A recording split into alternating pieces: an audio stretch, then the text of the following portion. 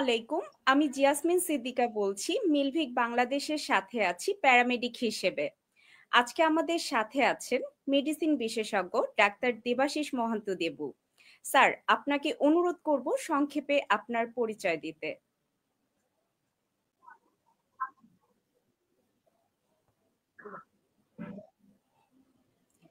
ধন্যবাদ আপু। ইয়াসমিন আপু, আপনাকে অনেক অনেক ধন্যবাদ।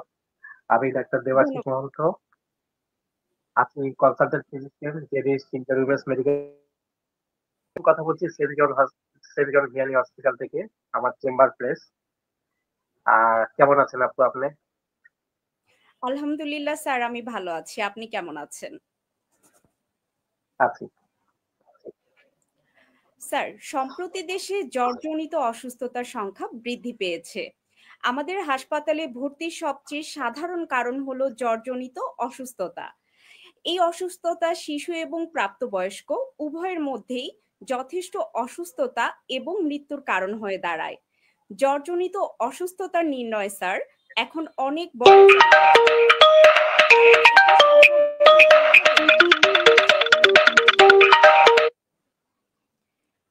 সাধারণ উপস্থাপনা স্যার। ডক্টর দেবাশিস মহন্ত দেবকে অনুরোধ করব স্যার এই বিষয়গুলোর উপর বিস্তারিত আলোকপাত করতে। হ্যাঁ, এখন হসপিটালগুলোতে জ্বরজনিত অসুস্থতা অনেক বেড়েছে। অনেক অনেক জ্বরের রোগী আসছে, এক একজনের এক এক রকম সমস্যা, এক এক রকম প্রেজেন্টেশন। তবে আমার কাছে মনে হচ্ছে বর্তমান জ্বরের যে নর্মাল ফ্লু, সেটাই একটা চলছে বাংলাদেশে, এবং ঢাকা শহরে বেশি। পেরিফেরিতেও চলছে, বাট একটু কম মনে হয়। ঢাকায় প্রচুর পেশেন্ট আসছে আমাদের হসপিটালে, সব জায়গায় হসপিটালগুলোতে। তবে আমার কাছে মনে হচ্ছে প্রধান কারণ সাধারণত হয়তো নর্মাল ফ্লু মানে নিউমোনিয়া, তারপরে হচ্ছে যে কোনো ভাইরাল ইনফেকশন থেকে হতে পারে, যেমন ইনফ্লুয়েঞ্জা, ডেঙ্গু ভাইরাস আছে, চিকুনগুনিয়া আছে, এবং কোভিড-19 এখন আসছে। তো এই কেউ না কেউ কোনো না কোনো ভাইরাসে আক্রান্ত হচ্ছে, আমাদের কাছে আসছে। অনেক সময় মিক্সড ইনফেকশন আমরা পাচ্ছি। এখন হসপিটালগুলোতে অনেক অনেক জ্বরের রোগী, এবং অনেক মানুষ, এদেশের মানুষ এখন জ্বর নিয়ে অনেক ভুগছে। ধন্যবাদ স্যার। স্যার, জ্বর তো থ্যাংক খুব ইউ। সাধারণ একটা উপসর্গ। আপনি কি আমাদের বলতে পারেন বর্তমান সময়ে জ্বর কি কি রোগের ইঙ্গিত হতে পারে? হ্যাঁ, জ্বর আসলে আপু আহ কোনো রোগ না, যে কোনো রোগের একটা প্রেজেন্টেশন, ফার্স্ট প্রেজেন্টেশন। যেমন মনে করেন একজনের ক্যান্সার হলো, তারও একটা প্রেজেন্টেশন জ্বর। তারপরে কারো শরীরে ব্যথা, আর্থ্রাইটিস, তারও প্রেজেন্টেশন জ্বর হতে পারে, এবং ইনফেকশন কারণে জ্বর হতে পারে। তো জ্বর একটা রোগের লক্ষণ। তো আমরা সাধারণত ভাগ করি যে ইনফেকশন কি কি কারণে হতে পারে, এগুলো আগে দেখি। তো জ্বরের যে ইনফেকশন গুলো, ভাইরাস, ব্যাকটেরিয়া, এগুলো একটু পার্থক্য করার চেষ্টা করি। তো জ্বর সব রোগের একটা লক্ষণ, প্রথম লক্ষণও বলা যেতে পারে।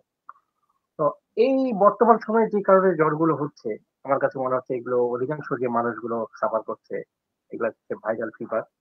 যেমন বললামই তো, বর্তমান সময়ে influenza, chikungunya virus, dengue virus, এর সাথে কোভিড-19 সবই একসাথে এসেছে। এখন জ্বরের সাথে আর কি কি লক্ষণ আসতে পারে? কিছু কিছু কমন লক্ষণ আছে, যেমন জ্বরের সাথে অনেকের একটু নাক দিয়ে পানি পড়া, একটু কাশি হয়, কারো শরীরে ব্যথা হয়। আবার ডেঙ্গু যেটা, সেটার আবার প্রেজেন্টেশন একটু ভিন্ন। যে অনেক সময় ডেঙ্গুতে অনেক সময় প্যাসেঞ্জার শকে চলে যায়, প্রেশার কমে যায়। তারপরে আরো যেমন শরীরে ব্যথা, প্রত্যেকটা জয়েন্টে জয়েন্টে ব্যথা, গিরায় ব্যথা, চোখে ব্যথা, পিছনে ব্যথা, এর সাথে বমি বমি ভাব হওয়া। এবং আরেকটা হচ্ছে একদম নিস্তেজ হয়ে যায়, যে আমি উঠতেই পারছি না। একদম রুগীরা আছে যে ধরে ধরে নিয়ে আসে, উঠতে পারছে না, খুবই দুর্বল লাগছে, এগুলোও লক্ষণ হতে পারে। আবার অনেকে ব্লিডিং ম্যানিফেস্টেশন নিয়ে আসে, পায়খানার রাস্তা দিয়ে রক্ত পড়ছে, চোখ লাল হয়ে গেছে, চামড়ার নিচে র্যাশ বা রক্ত জমাট বেঁধে আছে, এগুলো। আবার দেখা যাচ্ছে যদি চিকুনগুনিয়ার কারণে হয়, তাহলে জ্বর খুব বেশি, তার সাথে জয়েন্ট পেইন, মানে একদম জয়েন্ট ফুলে গেছে, রুগীরা বলে যে আমার হাত মুঠো করতে পারছি না। এবং আমরা দেখি যে তার প্রত্যেকটা জয়েন্ট ফুলে গেছে, মুভ করতে পারছে না, হাঁটতে পারছে না, এরকম। আবার যদি ইনফ্লুয়েঞ্জা যে ভাইরাস গুলো, এগুলো অল্পের উপর দিয়ে যায়, সর্দি কাশি, হাঁচি কাশি এগুলো থাকে। আর অনেক ক্ষেত্রে একটা বিষয়, সেটা হচ্ছে কোভিড-19। তো কোভিড-19 প্রেজেন্টেশন একবারে এক রকম হয়ে থাকে। তো এইবার তো ওমিক্রন ভ্যারিয়েন্ট এক্সবিবি, তো এটা তো আগের বার হচ্ছে 5 গুণ শক্তিশালী, খুবই ইনফেকশাস। তো যাই হোক, এখন পর্যন্ত আমরা যারা কোভিড ইনফেক্টেড পেশেন্ট পেয়েছি, যে এতটা খারাপ কোনো পেশেন্ট এখন পর্যন্ত হয়নি, এখন পর্যন্ত আজ পর্যন্ত। তো আমরা সবাইকে সাকসেসফুল ভাবে ট্রিটমেন্ট করতে পেরেছি। তো আসলে বলতে গেলে যে রোগ অনুযায়ী এক এক ক্ষেত্রে জ্বরের প্রেজেন্টেশন গুলো জ্বরের সাথে অন্যান্য বিষয়গুলো এক এক রকম হয়ে থাকে।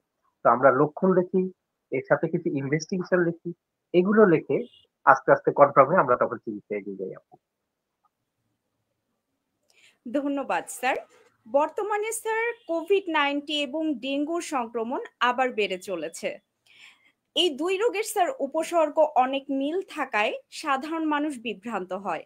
স্যার আপনি কি বলবেন কিভাবে উপসর্গ দেখে আমরা এগুলো আলাদা করতে পারি কোভিড-19 এবং ডেঙ্গুকে? হ্যাঁ, ডেঙ্গু তো মশাবাহিত রোগ, আমরা সবাই জানি। আসলে ডেঙ্গু কিভাবে হচ্ছে, কোন একটা মানুষের ডেঙ্গু হয়েছে, একটা মশা সেই মানুষকে কামড়িয়েছে, এই মশা যখন এক বাসা থেকে আরেক বাসায় গেছে, যাওয়ার পরে আরেকজনকে যদি কামড়ে তার ডেঙ্গু হবে। আসলে ডেঙ্গুটা ছড়াচ্ছে এইভাবে। আর কোভিড-19 তো বাতাসের মাধ্যমে, হাঁচি কাশির মাধ্যমে একজন থেকে আরেকজনের মধ্যে যাচ্ছে। এখন আপনি যদি চিন্তা করেন দুইটা রোগের লক্ষণ দিয়ে কিভাবে পার্থক্য করবো, তো ডেঙ্গু ফিভারের বিষয়গুলো হচ্ছে, ডেঙ্গুর আমাদের 5টা স্টেজ আছে। যেমন ধরেন 5 ধরনের প্রেজেন্টেশন। আর differentiated dengue fever with haemorrhage, without haemorrhage, dengue shock syndrome একটা আছে, আর আরেকটা হচ্ছে এক্সপ্যান্ডেড ডেঙ্গু সিনড্রোম। সো এই জিনিসগুলো একজন মানুষের এক এক রকম। মনে করেন একটা মানুষের ডেঙ্গু হলো, সে টেস্টও করলো না, 2 দিন পর তার জ্বর ভালো হয়ে গেল, সে জানলো না, আমরাও জানলাম না, রিপোর্টও নেগেটিভ আসলো। আবার কিছু কিছু মানুষের কি হলো, ডেঙ্গু একটু আবার সে এখান থেকে ভালো হয়ে গেল। আবার কিছু পেশেন্ট খুব বেশি জ্বর হলো, ডেঙ্গু ধরা পড়লো, এরপরে সে ডেঙ্গু হেমোরেজিক ফিভারে চলে গেল, অর্থাৎ ব্লিডিং ম্যানিফেস্টেশন হচ্ছে, এর সাথে শকে গেল, ডেঙ্গু শক সিনড্রোম, আবার এখান থেকে এক্সপ্যান্ডেড ডেঙ্গু সিনড্রোম, অর্থাৎ one by one, step by step এক এক ভাবে যাবে। তো ডেঙ্গুর প্রেজেন্টেশন গুলো একটু ডিফারেন্ট, এক এক ক্ষেত্রে এক এক রকম। 5 ধরনের ডেঙ্গুর যে প্রেজেন্টেশন, এক একজনের ক্ষেত্রে এক এক রকম হয়। আবার কোভিড-19 যদি দেখেন, আহ, বা করোনা ভাইরাস যদি দেখেন, বর্তমানে কোভিড ওমিক্রন XBB ভ্যারিয়েন্ট, আসলে এখানে এক একবার কোভিডের প্রেজেন্টেশন এক এক রকম। প্রথমে যখন হতো অনেক আগে, করোনা ভাইরাসকে তো আমরা খুব একটা গুরুত্ব দিই না, আমরা নর্মাল একটু হাঁচি কাশি সর্দির মধ্যে থাকতো। তারপরে 2019, 20, 21, 22 যখন কোভিডের এরাটা চললো, কোভিড এরা মানে কি পরিমাণ ম্যাসেকার ওয়ার্ল্ডে হয়ে গেল, সেটা আমাদের ধারণার বাইরে ছিল। আর জি স্যার। বর্তমান সময়ে ওমিক্রন ভ্যারিয়েন্ট যেটা আছে আপু, আসলে আহ, এই ভ্যারিয়েন্টটা যদিও খুব ইনফেকশাস, তারপরও আমরা যে পরিমাণ রোগীর কাছ থেকে প্রেজেন্টেশন পেয়েছি, সেটা হচ্ছে যে একটু কাশি হয়, বুকে ব্যথার কথা বলে, জ্বর জ্বর ভাব, আমরা টেস্ট করে দেখছি যে কোভিড পজিটিভ। তো এই ক্ষেত্রে আসলে মানে ডেঙ্গু কমপ্লিটলি একটু আলাদা, একটু বোঝা যায় তার জয়েন্ট পেইন দেখে, মাসেল পেইন দেখে, তার প্রেশার কমে যাওয়া দেখে বোঝা যায়। কিন্তু কোভিড-19 গুলো আসলে একটু শ্বাসকষ্ট, কাশি হচ্ছে, লাংসে বায়োলেটারাল শ্যালো আসতেছে, এগুলো দেখে আমরা বুঝতে পারি। তবে এমন কোনো ডিমার্কেশন নাই যে এইটা থাকলে কোভিড-19, না থাকলে কোভিড-19 না, বা এগুলো থাকলেই ডেঙ্গু হবে, বা ডেঙ্গুর আবার কিছু লক্ষণের সাথে চিকুনগুনিয়ার অনেক মিল আছে। এখন যে সব পেশেন্ট ডেঙ্গু তাও না, এর সাথে চিকুনগুনিয়াও অনেক কিছু আমরা পজিটিভ রিপোর্ট পাচ্ছি, এবং দেখা গেল যে নর্মাল ফ্লু তাও মানুষের হচ্ছে। তো মানে বুঝতে গেলে আসলে ডেঙ্গুর ক্ষেত্রে high grade fever, joint pain, কোনো পেশেন্ট হয়তো শকে চলে গেছে, প্রেশার কমে গেছে, খুবই দুর্বল হয়ে গেছে, একটু কারো কাশি হচ্ছে, এগুলো ডেঙ্গুর লক্ষণ। আর কোভিড-19 বলতে গেলে একটু হালকা কাশি, খারাপ লাগছে, নিঃশ্বাস নিতে পারছি না, দম আটকে যাচ্ছে, এই জিনিসগুলো, এইভাবে আমরা কিছুটা পার্থক্য করতে পারি না। ধন্যবাদ ডাক্তার সাহেব। আপনার বিস্তারিত ব্যাখ্যা আমাদের অনেক সাহায্য করলো পরিস্থিতি বোঝার জন্য। যেহেতু জ্বর অনেক সাধারণ রোগের উপসর্গ এবং কিছু ক্ষেত্রে দ্রুত অবস্থা খারাপ হতে পারে, তাই সবাই জানতে চাচ্ছি জ্বর হলে সাধারণত কতদিন অপেক্ষা করা উচিত এবং চিকিৎসকের শরণাপন্ন হওয়ার আগে কতদিন আমরা আসলে অপেক্ষা করতে পারি, এবং থ্যাংক ইউ আপু। এছাড়া জ্বর হলে ঘরে বসে কি কি যত্ন নেওয়া উচিত সে বিষয়ে কিছু পরামর্শ দিলে ভালো হতো স্যার। থ্যাংক ইউ আপু। আসলে জ্বর হলে কি করা উচিত? জ্বর তো বিভিন্ন কারণে হয় আপু।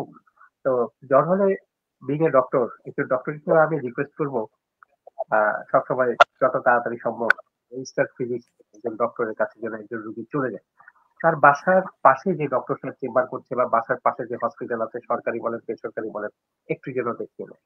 কারণ আমাদের একটা প্রবণতা আপু, অনেক রুগী আছে তারা বাসায় থাকে, জ্বর হয়েছে একটা দিন দেখি, জ্বর হয়েছে আরেকটা দিন দেখি, এরকম করতে করতে যখন কিছুদিন চলে যায় দেখা গেল ওই রুগীটা আসলে খুব খারাপ হয়ে যায়। তখন আমাদের কাছে যখন শেষ মুহূর্তে আসে আমাদের খারাপ লাগে যে যে শেষ মুহূর্তে চলে আসে, আরো একটা লাইফ থ্রেটেনিং ইস্যু হয়ে যায়। এই জন্য আমরা সবসময় চাই যে একটা মানুষ অসুস্থ হওয়ার সাথে সাথে বা যত তাড়াতাড়ি সম্ভব ডাক্তারের পরামর্শ নিই। এখন কেউ যদি একান্তই অপারগ, ১-২ দিন হয়ে গেছে, কি করবে? সে যেতে পারছে না। তো আমাদের একটা নরমাল একটা ব্যাপার যেটা আমরা বলি যে আপনি এটলিস্ট জ্বরটা যেভাবে হোক কমিয়ে রাখুন। আপনি প্যারাসিটামল ট্যাবলেট খান, অথবা বেশি জ্বর হলে পায়খানার রাস্তা দিয়ে মলদ্বার দিয়ে সাপোজিটরি নেন, এবং এর সাথে প্রচুর পরিমাণে খাবার স্যালাইন খান যদি খারাপ লাগে, পানি খান, তরল খাবার খান, অপেক্ষা করেন। আর যদি দেখা যাচ্ছে যে খারাপ লাগছে, আমি সবসময় অনুরোধ করব খুব তাড়াতাড়ি আপনারা আশেপাশের যে একজন রেজিস্টার্ড ফিজিশিয়ান আছে তার শরণাপন্ন হন। আর এই ক্ষেত্রে খুবই ইম্পর্ট্যান্ট একটা গুরুত্বপূর্ণ রোল প্লে করছে, সেটা হচ্ছে মিলভিক বাংলাদেশ। এখন মিলভিককে ধন্যবাদ। আমি দেখেছি আপু যে মিলভিক গোটা বাংলাদেশে পেরিফেরিতে এবং গোটা বাংলাদেশে আনাচে কানাচে সবখান থেকে রুগীরা এখন মিলভিকে ফোন দিচ্ছে এবং চিকিৎসা সেবা দিচ্ছে। দেখুন একটা মানুষ একটা জায়গা আছে, সেখান থেকে ধরেন একটা ডাক্তারের চেম্বার 50 কিলো দূরে, সে কি করবে? স্যার। সে হয়তো অ্যাটলিস্ট মিলভিকের টেলিকমিউনিকেশনের মাধ্যমে হয়তো যোগাযোগ করছে, চিকিৎসা সেবা দিচ্ছে।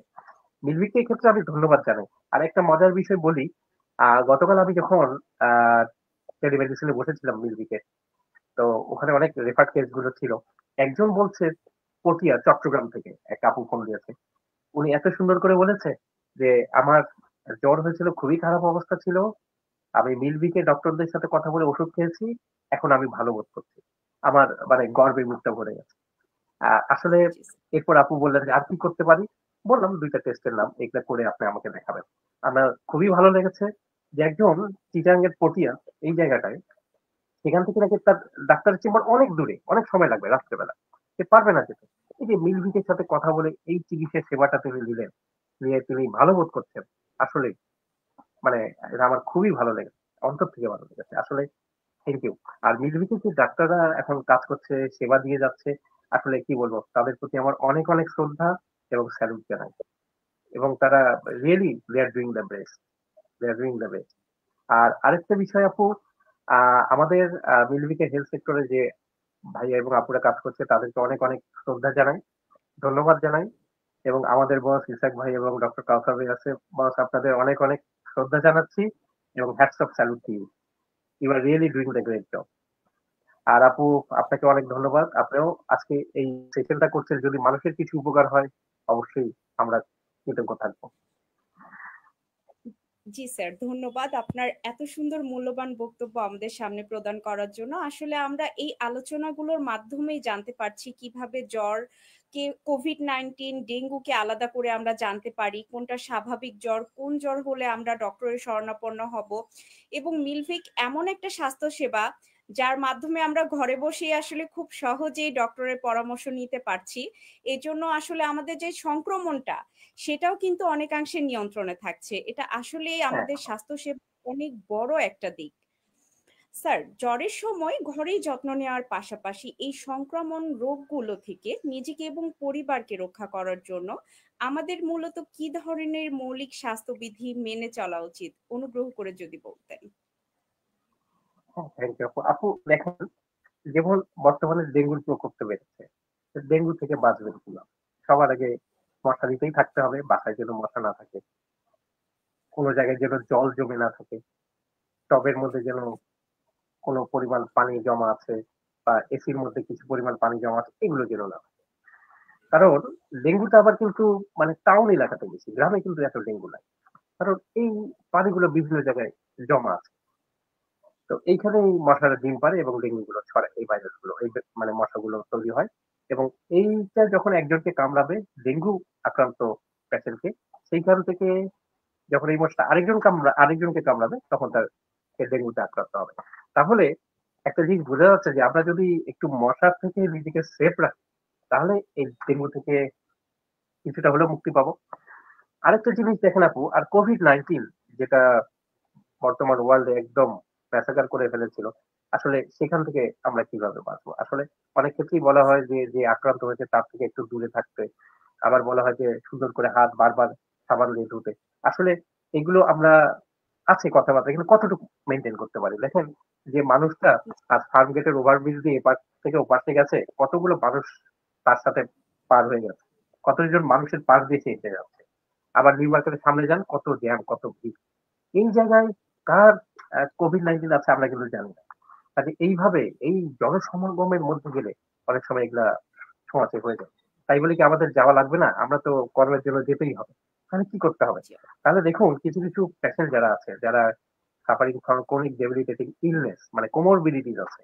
যেমন suffering from diabetes for a long duration, uncontrolled diabetes, hypertension আছে, cancer patient taking chemotherapy.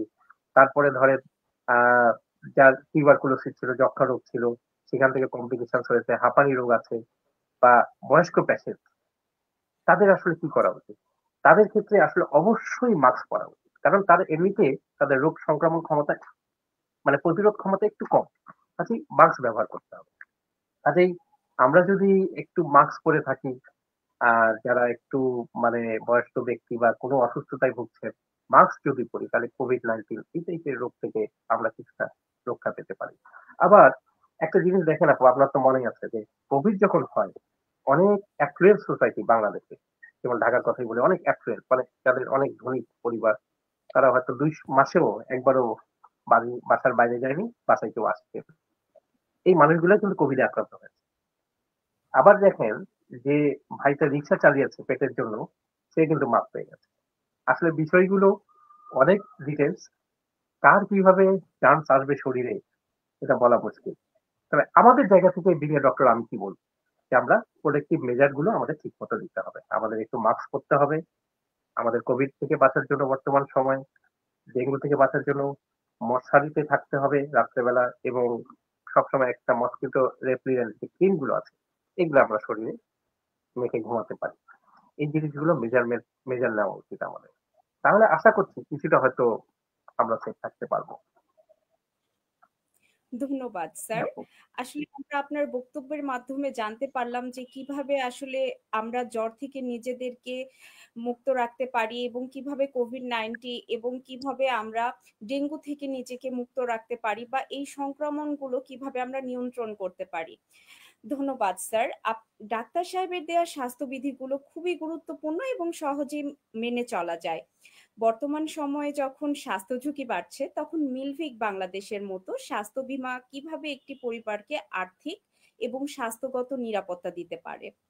Milvik একটি সুইডিশ মাল্টিন্যাশনাল কোম্পানি। আমরা ২০১২ সাল থেকে বাংলাদেশে স্বাস্থ্যসেবা নিয়ে কাজ করছি। আমাদের মূল সেবার মধ্যে রয়েছে টেলিমেডিসিন এবং স্বাস্থ্য বীমা। বাংলাদেশ ছাড়াও আরো ৫টি দেশে আমাদের কার্যক্রম রয়েছে।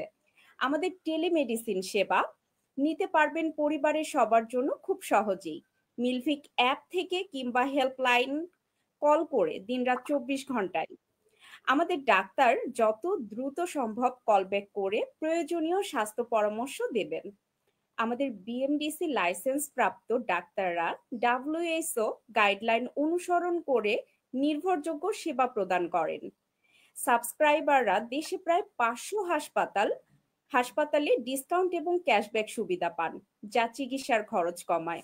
এছাড়া গাইনি, শিশু, সাইকোলজিস্ট এবং নিউট্রিশনিস্ট সহ বিশেষজ্ঞ ডাক্তারদের কনসালটেশন সুবিধাও রয়েছে। মিলভিক সেবার আওতায় আরও আছে স্বাস্থ্য বীমা। রেজিস্টার গ্রাহক হাসপাতালে ভর্তি থাকতে পারবেন। দৈনিক হিসেবে হাসপাতালে ক্যাশব্যাক বীমা সুবিধা রয়েছে। বর্তমান সময়ে কোভিড-19, ডেঙ্গু এবং অন্যান্য সংক্রামক রোগের মধ্যে মিলভিকের টেলিমেডিসিন সেবা হাসপাতালে যাওয়ার প্রয়োজন কমিয়ে সংক্রমণের ঝুঁকি অনেকাংশে কমিয়ে দেয় এবং আর্থিক সুবিধা, বিশেষজ্ঞদের সেবা মিলভিকের পরিবারগুলোকে নিরাপদ, সুস্থ ও আর্থিকভাবে সুরক্ষিত থাকার একটি গুরুত্বপূর্ণ মাধ্যম করে তোলে। আমাদের স্বাস্থ্য সম্পর্কে বিস্তারিত জানতে কল করুন হেল্পলাইনে। আমাদের হেল্পলাইন নাম্বার হচ্ছে 096105000599 নাম্বারে। মেসেজ করুন, হোয়াটসঅ্যাপ করুন 0963824736 আমাদের মেসেজ অপশন বা হোয়াটসঅ্যাপ নম্বরটি আমি আবারও বলছি 0963824736 অথবা এই পেজের ইনবক্সে মেসেজ করে জানালেও আমরা আপনাকে সর্বোচ্চ সহযোগিতা করব। ডক্টর দেবাশিস মহন্ত দেবু স্যারকে আজকের গুরুত্বপূর্ণ ও তথ্যপূর্ণ আলোচনা করার জন্য অনেক ধন্যবাদ। আমরা আশা করি এই তথ্যগুলো আমাদের সবাইকে স্বাস্থ্য সচেতন হতে, সঠিক সময়ে সঠিক পদক্ষেপ নিতে সাহায্য করবে। এখন আমরা অডিয়েন্সের কাছে থেকে কিছু প্রশ্ন পেয়েছি। এই প্রশ্নগুলো এক এক করে বলছি স্যার। ডাক্তার দেবাশিস স্যারকে অনুরোধ করব বিশেষজ্ঞ মতামত দিয়ে আমাদেরকে সাহায্য করতে।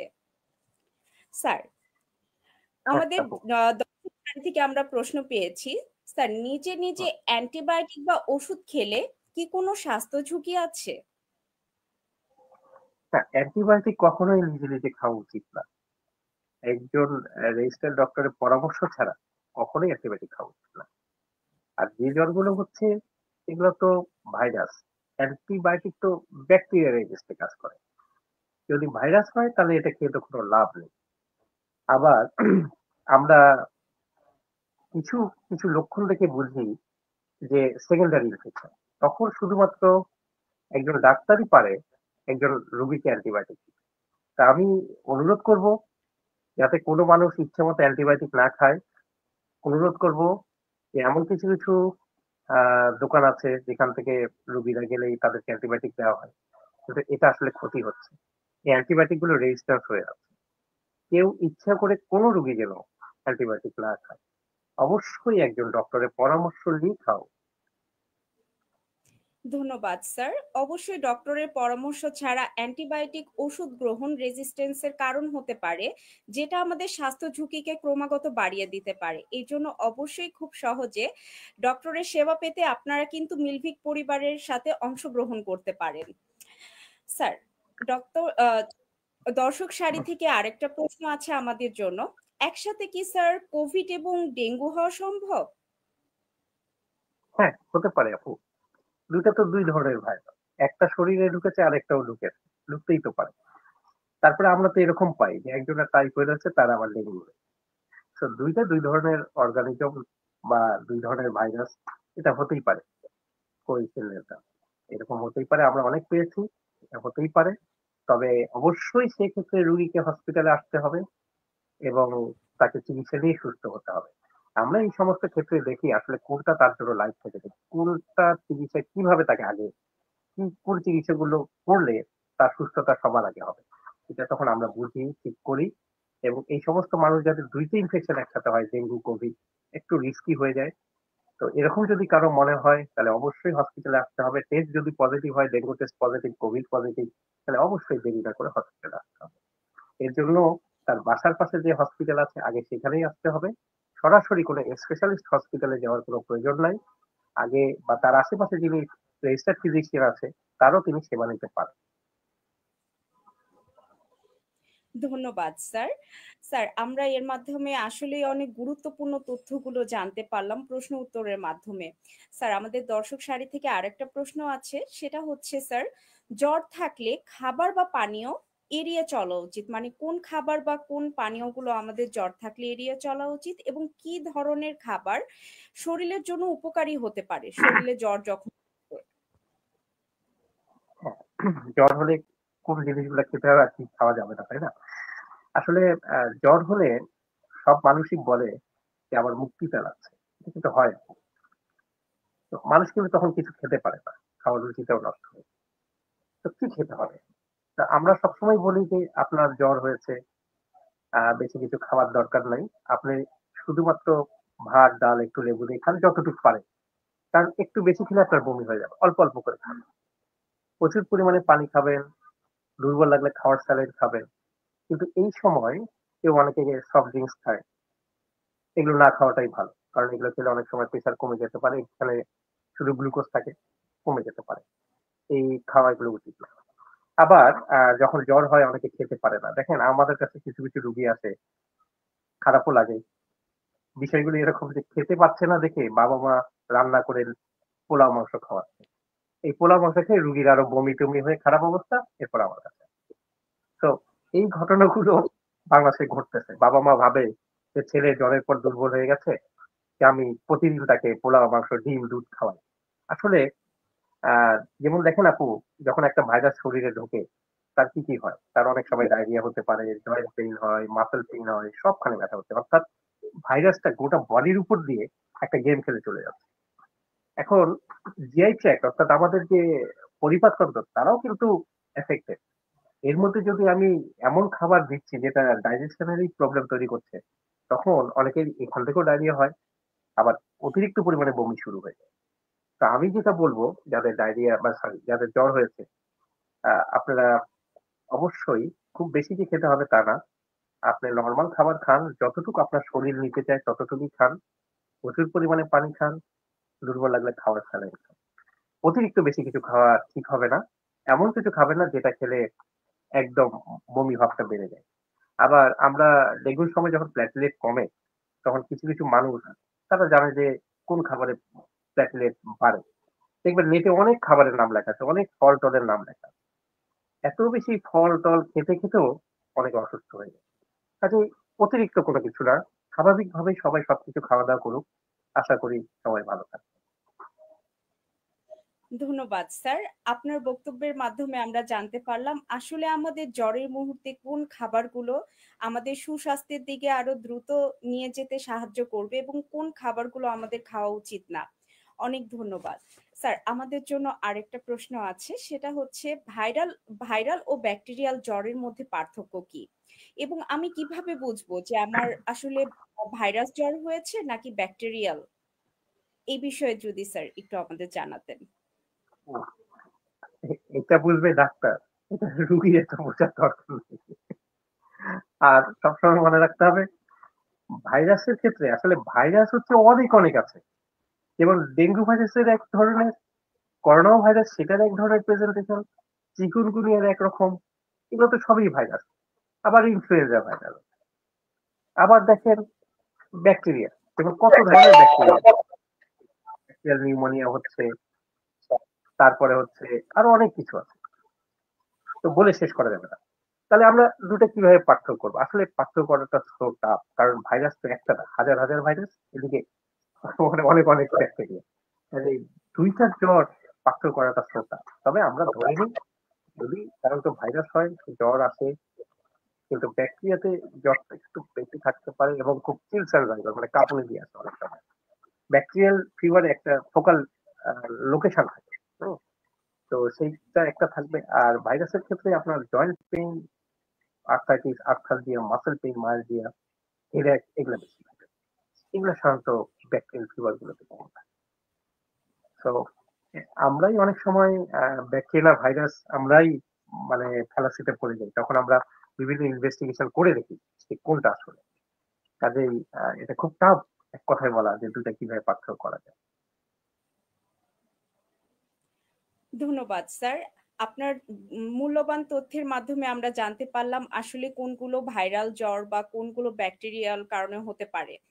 স্যার, আমাদের দর্শকদের থেকে আরেকটা প্রশ্ন আমাদের জন্য আছে, যদি অনুগ্রহপূর্বক আমাদের জানাতেন। চাপ বা অতিরিক্ত ক্লান্তির কারণে কি স্যার জ্বর আসতে পারে? আরেকবার প্লিজ।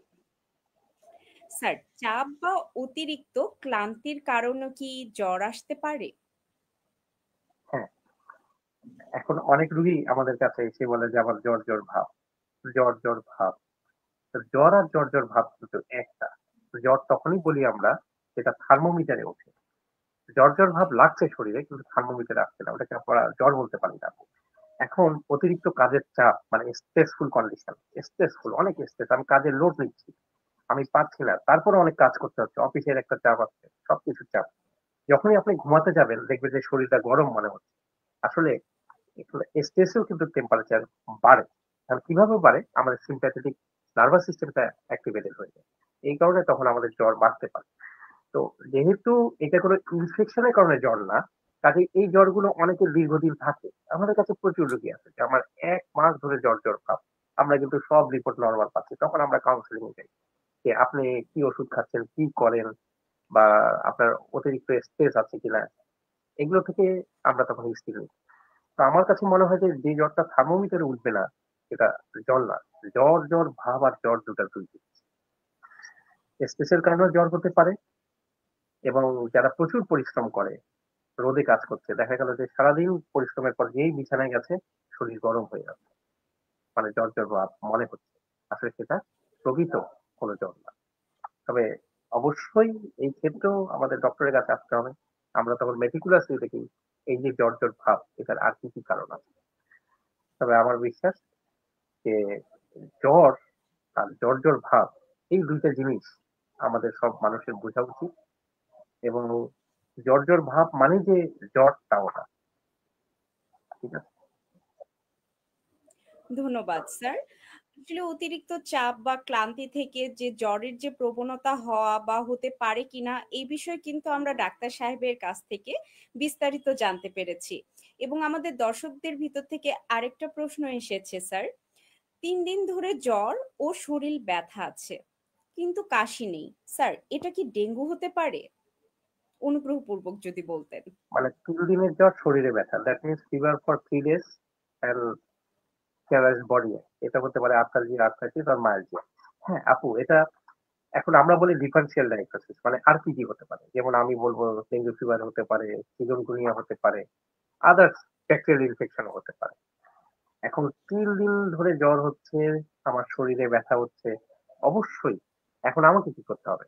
আমাকে দেখতে হবে এটা কি আদার্স আর কি, কি লক্ষণ আছে? এটা কি ডেঙ্গু জ্বরের মতো না চিকুনগুনিয়ার মতো? এখন শরীরে ব্যথা আছে, এটা কি জয়েন্টে ব্যথা নাকি মাংসপেশিতে ব্যথা? মাংসপেশির ব্যথা যদি বেশি হয় তাহলে ডেঙ্গুর একটু ফেভারে যায়। জয়েন্ট পেইন হচ্ছে খুব, প্রত্যেকটা হাত এবং পায়ের এবং ফুলে যাচ্ছে, তাহলে চিকুনগুনিয়ার দিকে যাচ্ছে। অনেক কিছু হতে পারে আপু। এখন আমরা এরকম চিন্তা করে কিছু ইনভেস্টিগেশন করে, পরীক্ষা-নিরীক্ষা করাই, করে রিপোর্ট অনুযায়ী তখন আমরা বাকিটা চিকিৎসা দিই। হতে পারে আপু যে ভাই এই প্রশ্নটা করেছে আসলে ডেঙ্গু হতে পারে, চিকুনগুনিয়াও হতে পারে, আদার্স অনেক কিছুই হতে পারে। ধন্যবাদ স্যার। আজকের গুরুত্বপূর্ণ ও তথ্যপূর্ণ আলোচনা করার জন্য আপনাকে অনেক ধন্যবাদ। এই আলোচনাগুলোর মাধ্যমে আমরা জানতে পারলাম জ্বর কিভাবে হতে পারে এবং জ্বরের থেকে কি, কি প্রবলেমগুলো আমাদের হতে পারে। আমাদের এই বিস্তারিত আলোচনার সাথে যারা আমাদের সাথে ছিলেন তাদের সবাইকে অনেক, অনেক ধন্যবাদ। আমাদের এতক্ষণ সাপোর্ট করার জন্য, সাথে থাকার জন্য। স্যার, যদি আপনি শেষে কিছু বলতেন দর্শকদের হ্যাঁ, উদ্দেশ্যে। আমরা সবসময় প্রার্থনা করি প্রতিটা মানুষ যেন ভালো থাকে, সুস্থ থাকে, রোগমুক্ত থাকে। প্রতিটা মানুষ যতদিন বাঁচে যেন সুস্থভাবে বাঁচে। আপনারা সবাই ভালো থাকবেন। আজকের মতো এখানেই শেষ ঠিক আছে আপু। করছি। অনেক ধন্যবাদ দেবাশিস মহন্ত দেবু স্যারকে এবং আমাদের সাথে যারা ছিলেন মিলফিককে সাপোর্ট করার জন্য, মিলফিকের সাথে থাকার জন্য অনেক ধন্যবাদ। এবং আমি চাইবো এবং আমরা সবাই চাইবো একটা সুস্থ জীবন, সুস্থ স্বাস্থ্যের জন্য। ধন্যবাদ। আল্লাহ হাফেজ।